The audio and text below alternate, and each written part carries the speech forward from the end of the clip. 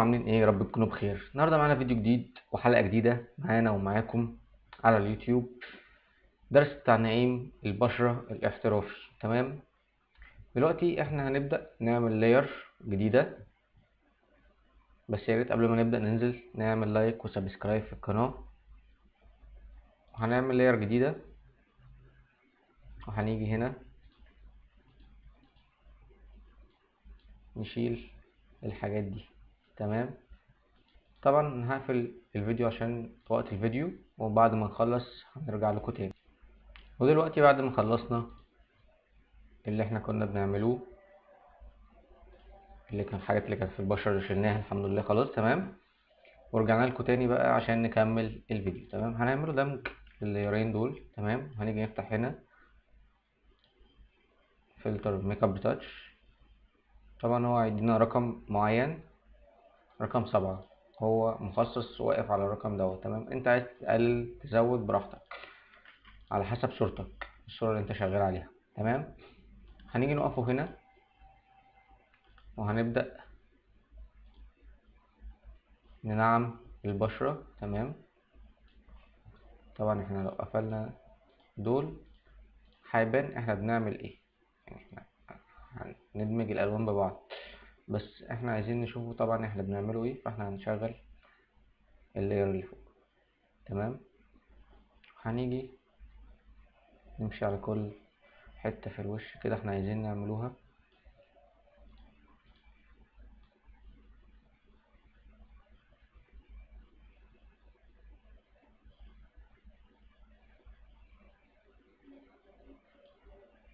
عشان ما اطولش عليكم برضو هقفل الفيديو عشان وقت الفيديو. خلص وارجع لكم تاني. ودلوقتي رجعنا لكم تاني بعد ما خلصنا. دلوقتي ده قبل وده بعد، ده قبل وده بعد. اكيد شايفين طبعا الفرق اللي احنا عملناه. تمام. هنيجي هنا لو عايزين نقلل اللي احنا عملناه ده شوية، هنيجي نقلله من هنا. تمام. انا شايف ان رقم 85 هيبقى مناسب جدا. تمام.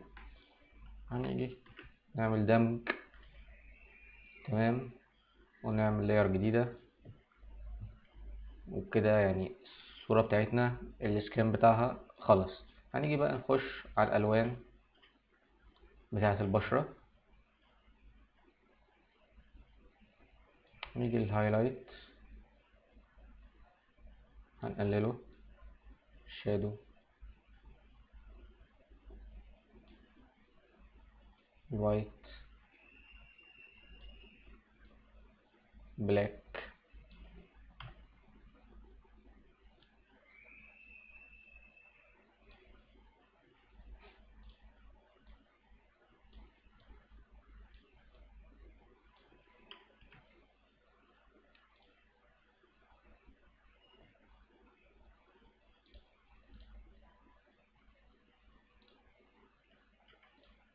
نيجي هنا بقى نشوف اللون بتاع البشرة اللي احنا عايزين نعملوه.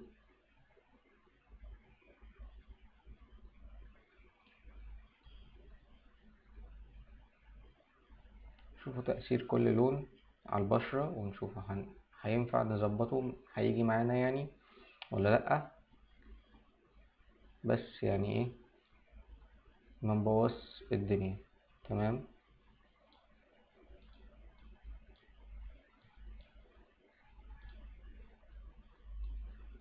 ده اللون الأحمر، لون الشفايف والميك اب اللي فوق عينيها. ده لون البشرة هنزوده شوية. اللون الأصفر هنقلله.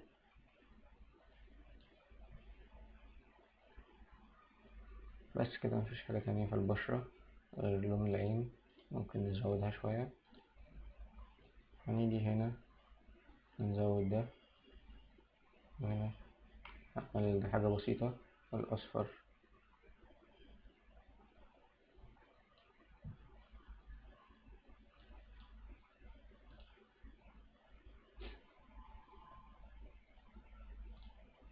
ندوس اوكي كده. تمام. كده احنا غمقنا الاماكن الغامقة وفتحنا الاماكن الفاتحة. تمام. اللي احنا عملناه ايه؟ بس عشان لو محدش فاهم احنا عملنا ايه، احنا عملنا دوج اند بيرن بس بطريقة مختلفة شوية. يعني هنا دي الشادو الاماكن الغامقة احنا غمقناها، هنا وايت الاماكن الفاتحة احنا فتحناها. فده زي دوج اند بيرن بس بطريقة مختلفة. فاحنا هنا هنعمل كده، هنلاقي الصورة بتاعتنا بدأت تبان معانا شوية بس ناقصها شوية شاربن. فاحنا هنعمل كده دمج، نعمل لاير جديد، نيجي هنا فلتر شاربن شارب، هنلاقي ان الصورة بدأت تاخد شارب شوية، هنعمل مور شارب، هنلاقي الصورة بتاعتنا كده ظهرت بقت زي ما احنا عايزينها. ده كده قبل الشرب، ده بعد الشرب. طبعا عايزين نقلل الشرب او نزود، نيجي هنا ونعمل كده. تمام. بس دي الطريقة اللي انا بشتغل بيها. تمام. لأي سكن البشرة، ويعني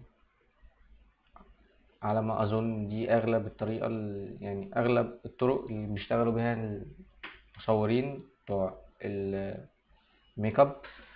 طبعا في اكتر من طريقة وفي اكتر من حد يعني بيشتغل بكذا باكتر من طريقة. طبعا يعني كل ما في طريقة هلاقيها هفتكرها هعمل لكم عنها فيديو، وكل واحد يشوف الطريقة اللي هو حاببها واللي سهلة بالنسبة له عشان يشتغل بيها. دي كده اسهل واسرع طريقة احنا نشتغلوا بيها دلوقتي. تمام. وبكده